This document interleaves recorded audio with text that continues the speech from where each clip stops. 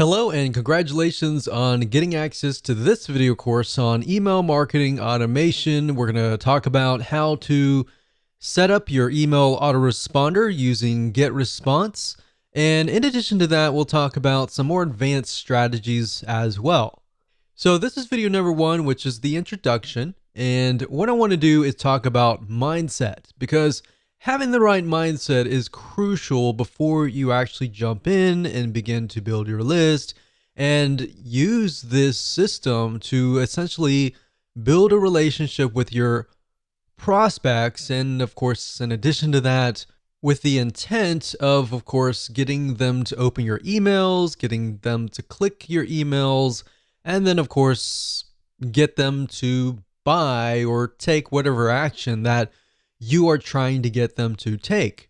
Now, as far as mindset goes, you want to think quality over quantity, meaning instead of trying to reach everybody, instead of trying to get 1,000 people onto your list, don't worry about the big list.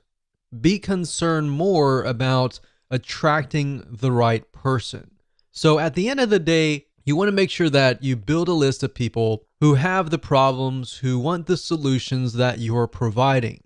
Now let's talk about what you need. Obviously, you're going to need to have a autoresponder account, and we're going to be using GetResponse. So if you want to go to getresponse.com and create an account, you can do that, and we'll be walking you through step by step. You need to have a product or service to sell, or an affiliate product. So either it's going to be your own product, or it's going to be somebody else's product. But either case, you're going to need to have an end goal. You also want to have access to an email autoresponder series. In other words, a bunch of emails that are sequenced from day 1, day 2, or however you want to set it up to build that relationship, to warm people up, essentially. Now, don't worry if you don't have one right now. You'll actually learn how to create one that converts and gets high open rates and high click-through rates. So here's a quick overview of what's inside this video course so you know exactly what to expect. And that way, when you're able to piece everything together, you're going to be able to implement it at a faster rate. So obviously, this is video number 1. Video number 2, we're going to talk about what's your end goal. And the reason why this is important is because if you don't have an end goal, you don't know exactly what you're trying to achieve, then you're not going to be able to build the list correctly, right?